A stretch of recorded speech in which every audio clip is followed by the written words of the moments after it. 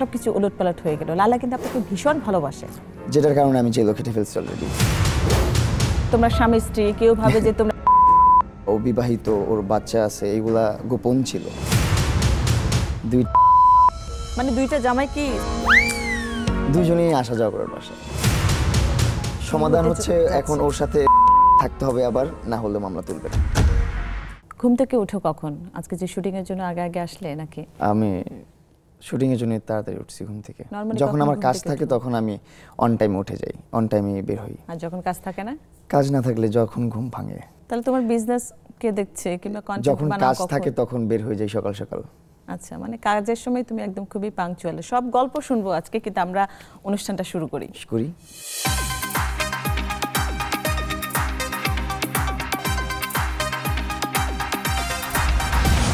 দর্শক সবাইকে ওয়েলকাম করছি কাট অ্যান্ড কাট অনুষ্ঠানে। পুরোটি অনুষ্ঠান জুড়ে আপনাদের সঙ্গে আছে আমি শারমিন দীপ্তি, এবং আমার সঙ্গে যিনি আছেন তাকে আপনারা সবাই চিনেন, আমরা সোশ্যাল মিডিয়ায় তার কন্টেন্ট আমরা দেখি। তিনি হচ্ছেন প্রিন্স মামুন। নানাবিধ কারণে তিনি আসলে আলোচনায় আসেন, বারবার সমালোচনা হয় তাকে নিয়ে। তো সব গল্পগুলো আজকে আমরা জানবো, সেই সাথে আপনাদেরও জানানোর চেষ্টা করব। প্রিন্স মামুন, কেমন আছেন এখন আপনি? জি আলহামদুলিল্লাহ ভালো আছি, আপনি কেমন আছেন? আমি তো খুবই ভালো আছি, এবং ভালো লাগছে যে অনুষ্ঠানে আপনাকে পেয়েছি। আমার ভালো লাগতেছে, আপনাদের অনুষ্ঠানে এসে আমিও খুশি।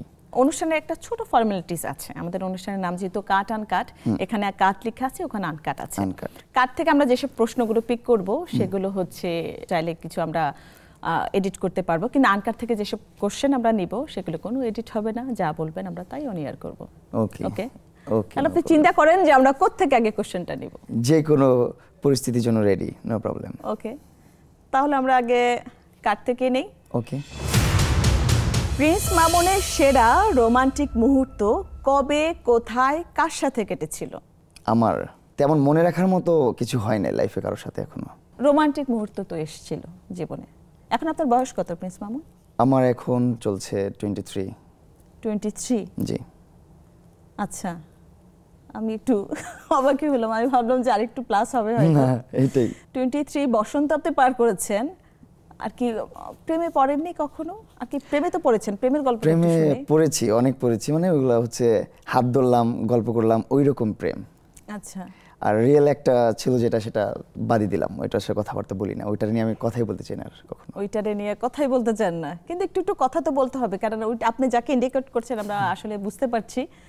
লাইলাও কিন্তু আমাদের শোতে এসেছিল, তারও কিছু বক্তব্য ছিল, আর এই জন্য আপনাকে আসলে ইনভাইট করা যে আমরা একতরফা তো হয়ে যাচ্ছে, কারণ তার বক্তব্য শুনেছি, আপনারও তো কিছু বক্তব্য থাকতে পারে। ইউটিউবে কমেন্টস বক্সে অনেকে কোশ্চেন করেছেন যে আপনাকেও দেখতে চান, আপনার বক্তব্য তারা শুনতে চান, যদিও শুনেছেন তারপরেও। আচ্ছা, আমরা একটু প্রেমের জায়গায় থাকি। প্রথম প্রেম কোনটা ছিল আর কি, কেমন ছিল সেই প্রেমটা? মানে আমার প্রথম যে মেমোরিজগুলো যেগুলো আমি মিস করি, মানে ধরেন এখন বলা যায় প্রেম এগুলো বা ভালোবাসা অনেকগুলো আছে, তার মধ্যে ছোট্ট একটা বলি। যেমন হচ্ছে আমি যখন ক্লাস 2তে পড়ি, তো ওই টাইমটাতে আমাদের স্কুলের সিস্টেম ছিল মেয়েদের কক্ষ একটা, ছেলেদের কক্ষ আরেকটা, কিন্তু সেম টাইমে ক্লাস হয়, কিন্তু কক্ষ আলাদা। তো আমার একটা ফ্রেন্ড ছিল, ও হিন্দু ছিল, ওর নামটাও ভুলে গেছি আমি, মনে নেই। ও কী করতো, সকাল 6টা বাজে এসে আমার বাসার সামনে দাঁড়ায় থাকতো। ওর বাসা থেকে পিঠা বানিয়ে নিয়ে আসতো বা কিছু একটা, মানে কিছু একটা আনতো আমার জন্য, এনে দাঁড়ায় থাকতো। আমি বাসা থেকে বেরোতাম, আমার সাথে সাথে হেঁটে হেঁটেও আমার সাথে স্কুলে যেতাম। পিঠা খেতে খেতে? হ্যাঁ, পিঠা খেতে খেতে যেতাম, গল্প করতে করতে যেতাম। তো এইগুলো হচ্ছে মেমোরিজ। এরকম আরও অনেকগুলো মেমোরিজ আছে। মেয়ে ফ্রেন্ড। আচ্ছা। ওই স্কুলটাতে ক্লাস 4 পর্যন্ত পড়াশোনা করছি, তারপর আবার শিফট করে ফেলেছি। শিফট হওয়ার পর থেকে আর সম্পর্ক থাকেনি ওর সাথে।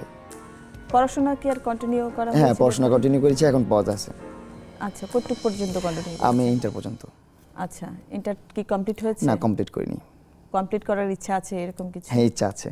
আপনার তো অনেক ফ্যান ফলোয়ার আছে, হ্যাঁ, তো এর মধ্যে অনেক অফার পান না মেয়েদের? এভরিডে অফার থাকে যে ওর সাথে রিলেশনে যাই বা ওর সাথে লিভ টুগেদারে যাই, এরকম অনেক আসে। সো আমি হচ্ছে এইগুলোর মধ্যে আর ইনভলভ হতে চাই না। আমি এখন একা থাকতে চাই, আমি আমার লক্ষ্যে পৌঁছাইতে চাই। আমার অনেকগুলো স্বপ্ন আছে যেগুলো আমি পূরণ করতে চাই। লিভ টুগেদারের অফার দেয় কেন? দেয়, মানুষ থাকতে চায়, আছে না ওদের ইচ্ছা যে মামুনের সাথে থাকবো, মামুনের সাথে সময় কাটাবো। লিভ টুগেদার করেছে, এটা কি বলবেন আপনি? মানুষ বলে এটা, কিন্তু আমার মতে মনে হয় যে আমি করি না লিভ টুগেদার। আমরা একসাথে কন্টেন্ট করতাম, একসাথে যে কোনো প্রোগ্রামে যেতাম, একসাথে সবগুলো কাজ করতাম। ও আমার মানে কাজের একটা অংশ ছিল। আচ্ছা, এর বাইরে কিছু না? এর বাইরে কিছু না। আপনার তো বিয়ে হয়নি? না। আচ্ছা, লাইলাকে জিজ্ঞেস করেছিলাম যে লাইলা কি ছিল তোমাদের সম্পর্কটা, আমরা কি বলবো, তোমরা এমন একটা খোলস রেখেছো, মানুষ ভাবে যে তোমরা স্বামী স্ত্রী, কেউ ভাবে যে তোমরা লিভ টুগেদার করছো, কিংবা কথাগুলো আসলে আমি বলতে চাচ্ছি না। এটা বিষয় হচ্ছে আমরা যখন প্রথম ভিডিও মেক করি তখন কিন্তু মানুষ নর্মালি নিচ্ছিল। হুট করে আমার একটা 2 মিলিয়ন সেলিব্রেশন করলাম, আমার টিকটক অ্যাকাউন্টে ফলোয়ার লাস্ট যেটা ছিল 6.3 মিলিয়ন, ওইটা আইডিটা ব্যান হয়ে গেছে, এখন আবার নতুন একটা অ্যাকাউন্ট ক্রিয়েট করছি। কেন হলো সেটা? র্যান্ডমলি হচ্ছে একটা বাগ চলতেছিল টিকটকে, যাদের অ্যাকাউন্টে বাইকের ভিডিও আছে তাদের অ্যাকাউন্টগুলো ব্যান হয়ে যাচ্ছিল। নাকি এখানে অন্য কোনো কারণ ফল্ট ছিল? আছে না, টেকনিক্যাল ইস্যু, টিকটকের টেকনিক্যাল ইস্যু, এটা আমাদের কোনো ফল্ট না, আমাদের ইনফ্লুয়েন্সারদের ফল্ট না। অনেক ভালো ভালো ইনফ্লুয়েন্সারদের অ্যাকাউন্টও চলে গেছে, ব্যান হয়ে গেছে। পরবর্তী কোশ্চেন কোত্থেকে নিব, কার থেকে না আনকার থেকে? আমরা আনকার থেকে নেই। প্রিন্স মামুনের বিয়ে করার পরিকল্পনা আছে কি? কেমন পাত্রী চাই?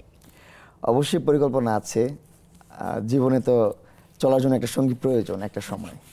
সো ওইটা এখনো চিন্তা ভাবনা করি নাই, কেমন প্রয়োজন কি প্রয়োজন, আল্লাহ তাআলা যা রাখছে আমার ভাগ্যে আমার কপালে ওইটাই আসবে। কত বছর পরে বিয়ে করার টার্গেট? 2030 সালের দিকে।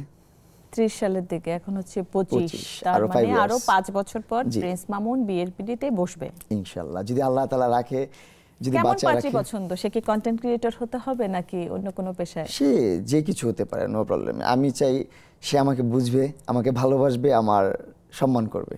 যেসব রিলেশনের সম্মানটা থাকে না আসলে ওই রিলেশন। আর সবচেয়ে বড় কথা যে হচ্ছে আমার পুরো ফ্যামিলিটাকে আগলে রাখতে পারবে, আমার মাকে আগলে রাখতে পারবে, আমার বোনকে, আমার ভাইকে, আমার ভাই বোন ওরা তো বাকসবন প্রতিবন্ধী, ওদের সাথে তো সবাই কথা বলতে পারে না, ওদেরকে সবাই ম্যানেজ করতে পারে না। সো ওদের সাথে যারা খাপ খাওয়া চলতে পারবে ওইরকম একজন চাই। লাইলার ভাষ্যমতো সে আপনার ফ্যামিলি দেখেছে, আপনাকে টেক কেয়ার করেছে, এই জন্যই ওর সাথে ছিলাম। আমরা কন্টেন্টে দেখতাম আপনাকে খাইয়ে দিচ্ছে, আপনার টেক কেয়ার করছে, সবকিছুই। তো সবকিছু ঠিকঠাক থাকার পরেও কেন সবকিছু উলটপালট হয়ে গেল? লালা কিন্তু আপনাকে ভীষণ ভালোবাসে। ওর সাথে 4 ইয়ার্স থাকার রিজন এইটাই যে ও খুব কেয়ার করত, খুব ভালোভাবে কেয়ার করত। এখন ওর সাথে ছাড়াছাড়ি হওয়ার অনেকগুলো রিজন আছে, তার মধ্যে বেস্ট যে রিজনটা, যেটার কারণে লাস্ট আমরা ব্রেকআপ হয়ে গেছে, আমরা একবারে বিচ্ছেদ হয়ে গেছি, ওর মতো আমি আমার মতন, যেটার কারণে আমি জেলও খেটে ফেলছি অলরেডি, সেটা হচ্ছে ওর হাজব্যান্ড নিয়ে। ওর যে হাজব্যান্ড আছে বা ও বিবাহিত, ওর বাচ্চা আছে, এইগুলা গোপন ছিল। লালার বাচ্চা আছে সেটা তো আমরাও জানি, আপনার কাছে কিভাবে কবে থেকে জানেন? কবে থেকে? সেটা আমরা অনেক আগে থেকে জানি। কবে থেকে? অনেক বছর আগে থেকেই জানি। আমি যখন থেকে জানি তখন থেকে ওর সাথে আমার ফাটল দেওয়া শুরু কত হয়েছে। বছর আগে থেকে? আমিও 1.5-2 বছর আগে থেকেই জানতেছি। 1.5 বছর। না লাইলা, আমার মনে হয় মামুন এখানে আপনার একটা বিশাল কমিউনিকেশন গ্যাপ, কিন্তু আপনি জানবেন না, সে তো অনেক আগে থেকে আমরা জানি। আমার একটা বিষয় কি, আমি কখনো ওর নিয়ে ঘাটাইতাম না, আমি ওর নিয়ে কখনো ঘাটাই নাই। ইভেন ওর সাথে যে রিলেশনে ছিলাম, ওর ভোটার আইডি কার্ডটা আমি 4 বছরে একবার দেখি নাই, ও আমার সামনে আনেও নাই। তারপর ওর কোনো ধরনের সার্টিফিকেট বা যেইখানে ওর এজ দেখা যাবে এরকম রিলেটেড কোনো পেপারস ও আমার সামনে আনে নাই, কখনোই না। আর আমিও কখনো ওরে ফোর্স করি নাই। আমিও কখনো ওরে ফোর্স করি নাই। ভালোবাসা তো এজ কোনো বয়স মানে না। আর আমিও এটা সবসময় বলি, তার একটা বাচ্চা থাকতেই পারে। ওর বড় মেয়ে যে ইনারাইনি, ও যে ভোটার, যেই ডেটের, আমিও সেম ডেটের ভোটার, আমরা সেম এজের। মানে লাইলার মেয়ে আর আপনার ভোটার আইডিতে জন্মসন একই। জি, ইভেন ও আমাকে ভাইয়া বলেই ডাকে প্রথম থেকে। লাইলার মেয়ে লাইলার মেয়ে আপনাকে ভাইয়া বলে? হ্যাঁ, লাইলাই শিখাই দিত যে ওকে ভাইয়া ডাকো, ভাইয়ার জন্য এটা আনো, ভাইয়ার জন্য ওটা করো, ভাইয়ার ওইটা দাও, ভাইয়ার এটা দাও। তারপর ছোট মেয়েকে বলতো ভাইয়ার সাথে এখানে করো, এখানে এটা ওইটা যাও। তো তখন আমার আরো বিশ্বাস বাড়ে ওর প্রতি। লাইলার মেয়ে কয়টা? ওর মেয়ে 2 জন। 2টা। বয়স কত ওদের? এই তো একজন 7-8 আর একজন আমার বয়সী। আচ্ছা, মানে এটা কি বিশ্বাসযোগ্য করে তোলার জন্য যেটা বলছিলেন আপনি, যে এটা ওর দিক থেকে লায়লাকে বিশ্বাস করে, লায়লার মেয়েরা এই জন্য তাকে ভাইয়া বলে ডাকে, যে মেয়েদের সাথে আমার কোনো রিলেশন নেই। কিন্তু মেয়েরা তো মাকে মা বলে ডাকবে, তখন আপনি বুঝতে পারেননি? বলতো যে আমাকে সবাই মামি বলে ডাকে, কারণ ওর যে ছোট বোনের মেয়েরা আছে তারাও মামি বলে ডাকে, বলে যে ওদেরকেও আমি পালছি, ওদেরকেও পালা শেষ, ওরা যখন এখন ম্যাচিউর একটু বুঝে হয়ে গেছে, ওর মা এখন ওদেরকে পালতে পারবে, এই টাইমে ওর মার কাছে ফেরত দিয়ে দিচ্ছি ওর বাচ্চাকে। ওরা যখন ভালো একটু বড় হবে, ওদেরও যখন ম্যাচুরিটি লেভেল চলে আসবে, ওদেরকে ওদের বাবা মার কাছে ফেরত দিয়ে। না, এটা অবশ্য হয় ফ্যামিলিতে কেউ থাকলেও যে ও অ্যাডপ্ট নিছে, এটাই বলছে যে আমি অ্যাডপ্ট নিয়ে পালতেছি। আচ্ছা, এরকম ছিল ওর সাথে, মানে এই জিনিসটা নিয়েই ওর সাথে আমার ব্রেকআপ হয়েছে লাস্ট টাইম। ও যখন যেটা সুবিধা মনে হয় ওর কাছে তখন ওইটা ইউজ করে। ও হচ্ছে অ্যাটেনশন সিকার। আপনি দেখেন ওর সাথে ব্রেকআপ হওয়ার পর আমাকে নিয়ে কয়টা কন্ট্রোভার্সি হয়েছে আর ওকে নিয়ে কয়টা কন্ট্রোভার্সি হচ্ছে আর হয়েছে। একটা মেয়ের 2টা হাজবেন্ড, তার হাজবেন্ডের প্রবলেম নেই, তার মার প্রবলেম নেই, তার মাও কিন্তু তার সাথেই থাকে। আচ্ছা, ইভেন তার বাচ্চাদেরও প্রবলেম নেই, তার ফ্যামিলিতে কারো প্রবলেম নেই, সে যেভাবে বলেছে সেটাই তার ফ্যামিলিতে। ওর আম্মুর বাসা হচ্ছে 6 তলা, ওর বাসা হচ্ছে 2 তলা, ওর আপুর বাসা 5 তলা, ওরা পুরো ফ্যামিলিটা ওই বিল্ডিং এ থাকে। আপনি কি বলতে চাচ্ছেন যে তার সাথে তার আগের হাজবেন্ড রিলেশন আছে, সেখানে ডিভোর্স হয়নি? ডিভোর্স হয়নি। ওর যে হাজবেন্ড, ওনার পরিচয় দিচ্ছে আমাকে ওর কাজিন। হ্যাঁ, এইটা নামে এইটাই পরিচয় দিয়ে আমার সাথে রিলেশন ছিল। দেখা হয়েছে, বলছে ওর কাজিন, ওই যে ওর বাবু, এটা অ্যালিস ওর বাবু, এটা ওর কাজিন, ওর মা কানাডা থাকে, এই জন্য আমি পালি, এটাও বলছে, এইগুলো বলছে। ওর ভিডিও আছে আমার কাছে যেখানে আমি ওরে প্রশ্ন করছি এটা তারা কেন হাজবেন্ড ও ওয়াইফ হয়ে একসাথে থাকে না, কেন আপনার সাথে? আমি জানি না এইসব বিষয় আমি জানি না। ওর ট্যালেন্টের কাছে আমি কিছুই না, ও অনেক বুদ্ধিমতী, ওর এটা প্রশংসা করি আমি অলওয়েজ। আর ও যেদিকে ফোকাস করে না ওইটা ও অ্যাচিভ করে ছাড়ে, যেটা ও টার্গেট ওটা করেই ছাড়ে। 2টা বিবাহ করছে লাইলা, 2টা বিয়ে করেছে। আচ্ছা, আপনি 2 ঘরে 2টা বেবি, মানে 2টা জামাই কি সাস্টেইন আছে? দুজনেই আসা যাওয়া করার বাসায়। তাহলে আপনি ওদের মিলিয়ে দিতেন দুই জামার মধ্যে? ও তো কখনো বলে নাই আমার হাজবেন্ড, আর ওর হাজবেন্ডরাও এসব বলে না এটা আমার ওয়াইফ। তারপর তাদের কোনো যায় আসে না, তারা কখনো সাউন্ডই করে না আমার সামনে। তারা এমন হয়েছে ঈদের দিন সকাল সকাল কি করছে, তারা বাবুরা জামাইরা সবাই মিলে ঘুরতে গেছে, আমি বাসায় বসেছিলাম। 2 জামাই নিয়ে লাইলা ঘুরতে গেছে? না, এক জামাই নিয়ে, এক জামাই নিয়ে এক টাইমে বের হয়। তো ওই 2 জামাইয়ের মধ্যে কখনো দেখা হয়নি ওদের? হ্যাঁ, দেখা হয় তো, ওরাও তো জানে, ওরা একে অপরের। তো আপনি যখন বুঝতে পারলেন তখন জিজ্ঞেস করলেন না যে আপনার বউ তো আরেকটা বিয়ে করছে, ওটা হলো? না, আমি কখনো তাদের সাথে কথা বলি নাই, তারাও আমার সাথে কখনো কথা বলে নাই। তারা আমাকে দেখলে আমার পাশ কাটা চলে যায়, আমি তাকে দেখলে পাশ কাটা চলে যায়। যায় আসে না? যায় আসে না। আমি আমাকে বলতো যে এটা ওর কাজিন। আপনি কি কোথাও বলেছেন যে লাইলার আরো 2টা জামাই আছে? এখন সবাই জানে, এখন তো নিজেই বলে যে তুমি দেখে আসো নাই, জেনে আসো নাই, বুঝে আসো নাই, তুমি এতদিন ছিলা, বুঝো নাই। এখন আপনি একটা মানুষকে যদি না বুঝান, সেই মানুষটা কিভাবে বুঝবে? সেই মানুষটা তো বোঝার চেষ্টা করে নাই কখনো, সেই মানুষটা তোমাকে নিয়ে খোঁচায় নাই, তুমি মুখ দিয়ে যা বলছো তাই মাইনা নিছে। তোমাকে আমি একবার বলছিলাম, মনে আছে? আমি বলি কি বলছিলাম? বলছিলাম যে তোমাকে একটা সময় সবকিছু খুলে বলবো, কিন্তু খুলে বলার আগে সব শেষ হয়ে গেছে। 4 বছর হয়ে গেল, খুলে বলার সময় হয় নাই। এখন যখন আমি যখন প্রমাণ নিজে পেয়ে গেছি, এখন বলতেছি আমি খুলে বলবো। জাগো এফএম এর আমার একটা ইন্টারভিউ দেখবেন, সেইখানে এই প্রসঙ্গটা আসছিল যে যা স্বামী স্ত্রী নিয়ে। তখন আমি স্ট্রেট, ও আমার সাথে বসে আছে, আমরা একসাথে জাগো এফএম এ ইন্টারভিউটা করতেছি। তখন আমি বলছি যে আমি বিবাহিত মহিলা পছন্দ করি না, আর ও যদি বিবাহিত হয়ে থাকে তাহলে আমার সাথে থাকবো না। ওর সামনে বলছি তখন, আমি যেগুলো পছন্দ করি সেটা ওর জানা দরকার, যেটা পছন্দ করি না সেটা ওর জানা দরকার। প্রেম কি বিয়ে মানে? ইভেন ও বলছে ও জীবনে প্রেমই করেনি।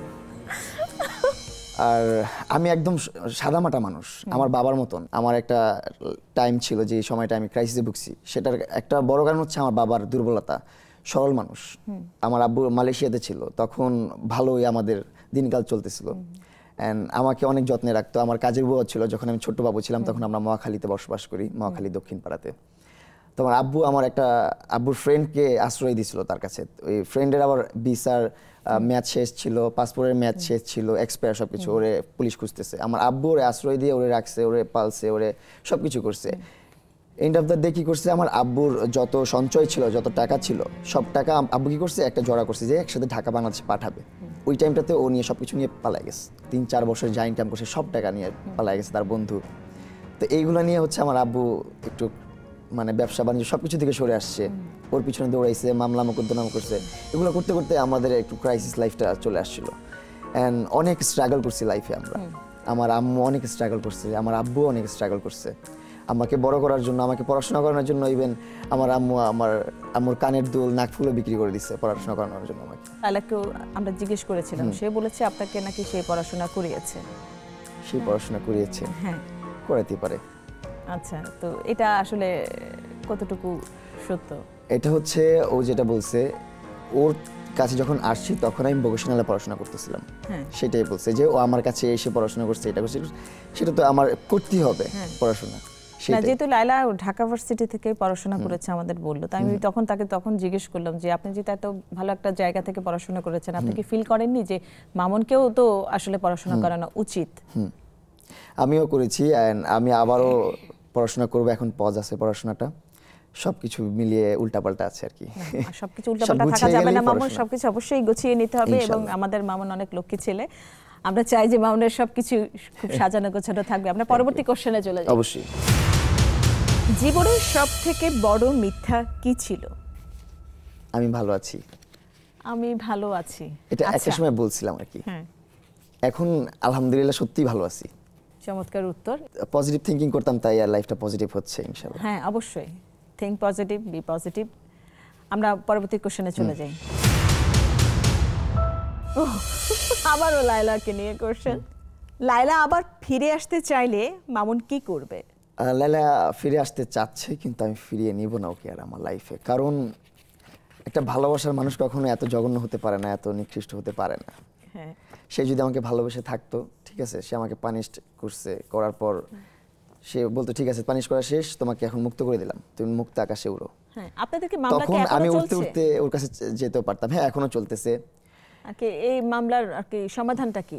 সমাধান হচ্ছে এখন ওর সাথে লিভ টুগেদারে থাকতে হবে আবার, না হলে মামলা তুলবে না। এখন লায়লা যদি সবকিছু ভুলে, একেবারে সবকিছু ভুলে বলে যে আমার ভুল হয়ে গেছে, আমি সরি, তুমি আসো, মামুন কি এটা যাবে? পসিবল হইতো। আমি ওরে অনেকভাবেই অনেক সুযোগ দিয়েছি। ও আমাকে জেলে রাখছে 23-25 দিনের মতন। আচ্ছা, এক একটা দিন আমার কাছে এক একটা যুগের সমান। আর সবচেয়ে বড় কথা, ফ্যামিলি ছাড়া প্রথম একটা ঈদ করছি, কোরবানি ঈদ। কোরবানিও করতে পারি নাই ওইটাতে, ফ্যামিলির কাউকে কিছু কিনে দিতে পারি নাই, বাসায় এক বাটি শ্যামাইও রান্না হয় নাই। তো খুব খারাপভাবে গেছে আমার এই লাস্ট কোরবানি ঈদটা, ওর জন্যই গেছে। ও চাইলে কিন্তু ঈদের পরও আমাকে জেলে দিতে পারতো, বা জেলে না দিয়ে অন্য কিছু করতে পারতো ও চাইলে। যদি আপনি ভালোবাসেন, আপনার ভালোবাসার মানুষকে তো আর এত কষ্ট দিতে পারবেন না আপনি। আর ও যেটা করছে এটা কখনো ভালোবাসার ক্ষেত্রে পড়ে না, ভালোবাসার মানুষরা করতে পারে না, এটা আমি যেটা মনে করি। ও যদি ভালোবাসতো আমাকে, তাহলে একটা মানুষ ভুল করতেই পারে। হ্যাঁ, জেল খাটায় ফেলছে, ভুল করে ফেলছে, মানছি আমি। ও ভুলে আমাকে জেলে দিয়ে দিয়েছে, বেশি রাগ উঠে গেছে ওর মনে হয়েছে যে মামুন আমাকে চিট করছে, মামুন আমাকে রেখে চলে গেছে। মামুন জানতো আগে থেকে আমি বিবাহিত, এখন নতুন করে নাটক করে চলে গেছে, এই জন্য আমি ওকে জেল খাটাইছি। ঠিক আছে, মানলাম। অনেক আসলে অনেক প্যাচ আপনাদের যে এত কিছুর মধ্যে। জেল খাটার পরে ও কিন্তু সবগুলো মামলা কিন্তু উইথড্র করে ফেলতে পারতো, যে ঠিক আছে তোমাকে পানিশ করা শেষ, এখন তোমার মামলা তুলে নিলাম, তুমি তোমার মতন লাইফ লিড করো, তুমি তোমার মতন যেমনি মন চায় সেমনি চলো। আমি লায়লা নাই, তুমি মানে এখন ভিক্ষা করে খাবা, তুমি এটা করবা সেটা করবা, মানে একটা অ্যাটিটিউড থাকা দরকার ছিল ওর অন্যরকম। আপনারা শান্ত থাকেন, আপনারা ভালো থাকেন, সেটাই আসলে আপনারা আর বলা দরকার নেই। এখন হচ্ছে যে আলাদা আলাদা ভাবেই ভালো থাকে, আলাদা আলাদা। আমি একাই ভালো থাকতে চাই, ও ভালো থাকুক, এটা দোয়া করি। এখন ওর কাজের মাধ্যমে ভালো থাকবে। ও যদি এই অনলাইন জগতে সেরকম নষ্টামি করতে থাকে, তাহলে আর তো লাইফ ভালো হবে না। মানুষ ভুল একবার করে, এই জাস্ট আ নাম্বার, এটা বলি ঠিক আছে, এটা একবারই হয়েছে, বারবার কি হবে? এই জন্য নাইরা বেলতলা একবারই যায়, বারবার তো হবে না। আমার মতো একটা জুনিয়র ছেলের সাথে প্রেম করে ফেলছে, এটা বলাই যায়। আমি একটা সিনিয়র মেয়ের সাথে প্রেম করে ফেলছি, একবার করে ফেলছি লাইফে। হয় একটা জিনিস লাইফে একবারই হয়। আপনি কি জানতে পেরেছেন লাইলার বয়স কত? হ্যাঁ, কত? 50। ডিরেক্টর আদিফ হাসান, ওনার বেবি হয়েছিল, ওইখানে আমি দেখতে গেছি। মিরাক্কেল ওইখানে চলে আসছে হুট করে ওই টাইমটাতে, সেম মোমেন্টে। তো ওই মোমেন্টে আদিব ভাই বলতেছে যে মামুন তুই কি করবি, কি করতে চাস? আমি কিছু করতে চাই না ভাই, আমি মুক্তি চাই। পরে ওরা যখন বললো, পরে বলতেছে যে হ্যাঁ আমার সাথে থাকতে হবে, তাহলে আমি তোমার মামলা উইথড্র করবো, নাহলে মামলা তুলবো না। আমি আইনের প্রতি শ্রদ্ধা জানাই, শ্রদ্ধা রাখছি। আইন যা করে ভালো করবে ইনশাআল্লাহ। কিন্তু লায়লা তো আমাদের সেটে এসে যেটা বললো যে আমরা তো সেম কোশ্চেন তাকে করেছিলাম, মামুন যদি তার লাইফে আবার ফিরে আসতে চায় লায়লা কি অ্যাকসেপ্ট করবে কিনা? সে বলেছে না না না না। ঠিক আছে, এইটার 1000 প্রুফস আমি দিতে পারবো। আমি যদি এখন আমার স্ক্রিনটাই অন করি, আপনাদেরকে হাজার হাজার প্রুফস দিতে পারবো সে ব্যাক করার জন্য কত কিছু করতেছে। আপনাদের মধ্যে যা চলছে, হ্যাঁ, তার প্রতিফলন কিন্তু স্ক্রিনেও চলে আসে। তো মানুষ আসলে কি নিবে আপনাদের কাছ থেকে, কি শিখবে? এটা কিন্তু একটা ইফেক্ট পড়ে মামুন, ইফেক্ট পড়ে অবশ্যই। এখন তো আমি ওই লাইন থেকে চলে আসছি, ফিরে আসছি। আমি এখন নিজেকে একজন উদ্যোক্তা হিসেবে গড়ে তুলতেছি, একজন বিজনেসম্যান হিসেবে গড়ে তুলতেছি। হ্যাঁ, আপনার একটা সেলুন আছে। আমার একটা সেলুন আছে, প্রিন্স কাট সেলুন, যেটা ঢাকার যমুনা ফিউচার পার্কের সংলগ্ন বসুন্ধরা আবাসিকের মেইন রোডে প্রিন্স কাট সেলুন। শুধু ছেলেদের? আরেকটা ব্রাঞ্চ হচ্ছে মানিকগঞ্জে। এই সেলুনটা কি শুধু ছেলেদের? হ্যাঁ, শুধু ছেলেদের জন্য। মেয়েদের জন্য যেটা আছে সেটা হচ্ছে মাসুদ খান বিউটি জোন, মাসুদ ভাইয়ের, সেটাতেও আমি পার্টনারে আছি। আচ্ছা, আপনারা মাসুদ খান বিউটি জোন যেটা আছে, মাসুদ ভাই তো বাংলাদেশের আমাদের বেস্ট বিউটি এক্সপার্ট, ওনার সাথে কাজ করতে পেরে আমি নিজেকে ধন্যবাদ। না ভালো, আপনাদের একটা ভালো একটা আর কি কমিউনিকেশন আমরা দেখি। সেটা এটা নিয়ে অনেক হচ্ছে যে কেমন হচ্ছে, কেমন? হ্যাঁ, আলহামদুলিল্লাহ ভালো চলতেছে বিজনেস। ফিডব্যাক কেমন আসছে? আলহামদুলিল্লাহ, আল্লাহর কাছে যতটা চেয়েছি ততটাই পাচ্ছি। এখন কি সেলুন দিয়ে কি কন্টেন্ট ক্রিয়েশন? কন্টেন্ট ক্রিয়েশন ছেড়ে দেই নাই, কন্টেন্ট ক্রিয়েশন আছে, বিজনেসও আছে পাশাপাশি, দুইটাই চালাচ্ছি, দুইটাই রান করতেছি। এখন আমি চাচ্ছি আমার পরিচিতিটা বিজনেসম্যান হিসাবে আসুক, আর ওই পরিচিতিটা না আসুক, আমার ব্যাক সাইডের যে অন্ধকারটা এটার সামনে না আসুক, অন্ধকারের দুনিয়াতেই থাকুক। সামনে আমি ভালো কিছু করব, ইন্ডাস্ট্রিতে যখন আসব ভালো করেই আসব। বাহ, যেহেতু ইন্ডাস্ট্রির কথা আছে, ইন্ডাস্ট্রি নিয়ে আমাদের একটা কোশ্চেন আছে, আমরা পরবর্তী কোশ্চেনে চলে যাই। সিনেমার অফার পেলে প্রিন্স মামুন কি করবেন? ফার্স্ট অফ অল আমি দেখব কে অফার করছে। হ্যাঁ, তারপর ধরেন যে ভালো কোনো ডিরেক্টর অফার করলো, ভালো ছবি ভালো ডিরেক্টর, তাহলে তো আমি খুশি, অনেক খুশি। এন্ড আমি নিজেকে ওরকম ভাবে প্রিপেয়ার করতেছি, আমি মুভি করব। তার মানে আপনি আসলে নিজে থেকেই প্রিপারেশন নিচ্ছেন আরো আগে থেকে, যে আমি হচ্ছে থ্রিলার টাইপের মুভি করতে চাই, একদম ধামাকা, মারামারি, অ্যাকশন, তামিল মুভিদের মতন। তামিল মুভি দেবেন না, ফুললি কমার্শিয়াল মুভি ওই টাইপের কিছু। আপনার প্লাস পয়েন্ট কি? আপনি তো ভালো নাচতে পারেন, নাচ কি শিখেছেন কোথাও? আমি ছোটবেলা থেকেই ডান্স করি। ইভেন আমার ছোটবেলা যখন আমি ক্লাস 6-7 এ পড়ি, তখন আমার ডান্স একাডেমি ছিল নিজের। আপনার নিজের? আপনি শিখলেন কোথা থেকে তাহলে? আমি রাস্তা থেকে দেখে শিখতাম, মোবাইল থেকে দেখে শিখতাম, আমি দেখে দেখে শিখতাম। এন্ড শিখে আমার যে জুনিয়ররা থাকতো তাদেরকে আমি শিখাতাম। ইভেন বড় বড় আমাদের সিনিয়র যারা ছিল তারাও আমার কাছে নাচ শিখতো। আমার প্রায় 15-20টা স্টুডেন্ট ছিল। আচ্ছা, ব্রাক স্কুল নামে একটা প্রতিষ্ঠান আছে বাংলাদেশে, ব্রাক স্কুলগুলো। তো ওই স্কুলগুলো কি হয়, ছোট সকালবেলা পড়াশোনা করে, রাতের বেলা তো বন্ধই থাকে, রাতের বেলা কি করতাম আমরা, ওইটা ভাড়া নিতাম। তো তখন তো ছোট, আমি একা একটা কমার্শিয়াল স্পেস নিয়ে আমি ডান্স স্টুডিও করবো, অত বড় সাহস তো আমার নাই। তারপর তো আমি ওইরকম ভাবে রাতের জন্য ভাড়া নিতাম। রাতে আমি হচ্ছে স্পিকার নিয়ে চলে যেতাম, ওইখানে আমার স্টুডেন্টরা থাকতো, তারা নাচ করতো। আমার প্রথম স্টুডেন্ট হচ্ছে আমার বেস্ট ফ্রেন্ড। আমি যখন টিকটকে অনেক ভাইরাল হয়ে গেলাম, ভাইরাল হওয়ার পর আমি আর ওই ডান্সের দিকে আর আগাই নেই। মানে আমি কিন্তু প্রথম ভাইরাল ভিডিও কিন্তু আমার ডান্স দিই, ডান্সটাই আমার লাইফের ইউটার্ন। ডান্সটা দিয়ে আমি ফেমাস হয়েছি। এইজন্য মেয়েরা খুব পছন্দ করে আর কি, ছেলে মেয়ে আসলে প্রিন্স মামুন বলা যায়। প্রিন্স মামুন খুব সরল না? যাই না, সাদা মাঠা।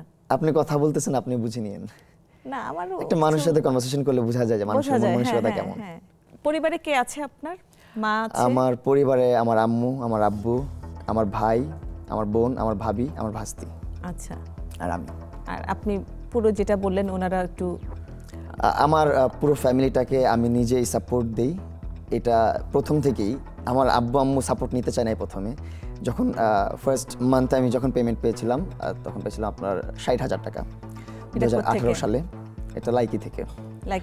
জি, 60,000 টাকা যখন ইনকাম করলাম, তখন আম্মুকে বললাম, আম্মু সবকিছু দায়িত্ব আমি নিব, সবকিছু বাদ, তোমরা চলো, আমরা পরিবেশ চেঞ্জ করবো, আমরা আমাদের মতো থাকবো, আমরা আমাদের মতন বড় হবো, আবার চলো, তোমাদের আর কষ্ট করা লাগবে না। অনেক স্ট্রাগল করছি লাইফে। একটা ভাই একটা বোন, ওনারা বাকসবন প্রতিবন্ধী, ওরা কথা বলতে পারে না, কানেও শোনে না। এবং ভাবিও তাই।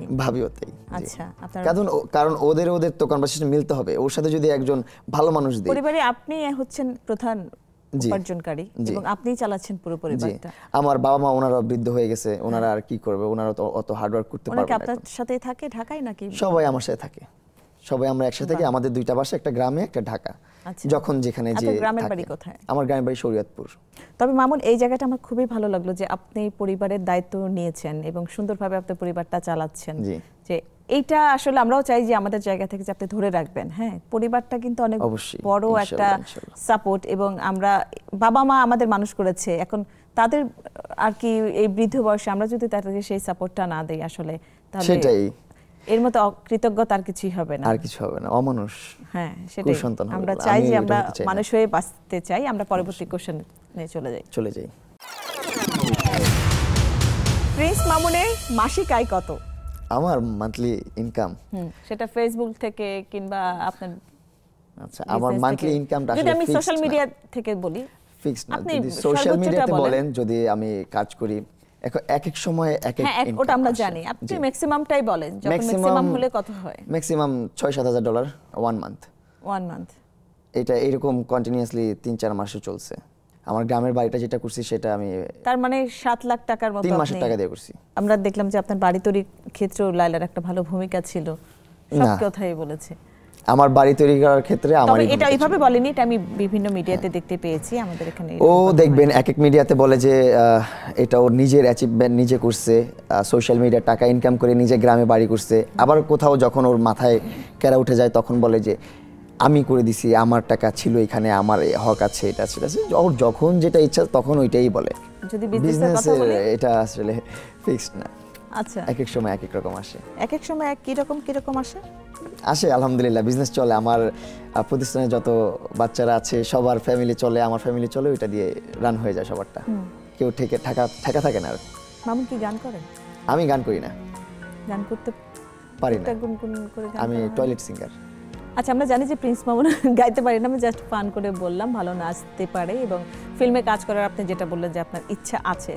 ফিল্মকে দেখা হয়? শাকিব খানের কোনো ছবি দেখেছেন আপনি? সাকিব ভাইয়ার প্রিয়তম মুভিটা দেখেছি লাস্ট। আর এর আগে পিছিয়ে কিছু দেখেন নাই? কাদের কাজ দেখেছেন আমাদের ফিল্ম ইন্ডাস্ট্রিতে?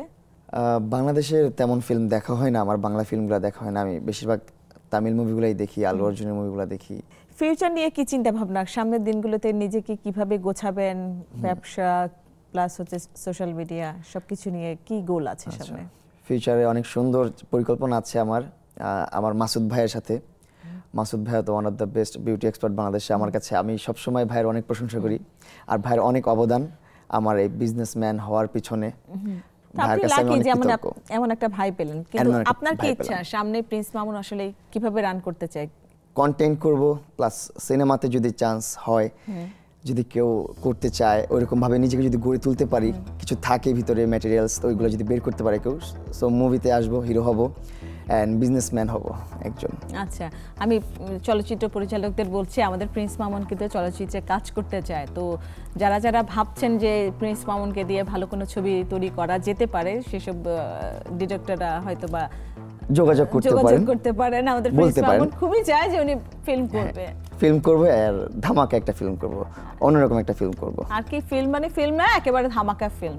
যাই হোক, অনেক অনেক শুভকামনা থাকলো আপনার ফিল্মের জন্য, এবং আমরাও ইন ফিউচারে দেখতেও পারি প্রিন্স মামুন সোশ্যাল মিডিয়া ছেড়ে তারপর বড় পর্দায় অভিষেক করতে যাচ্ছে।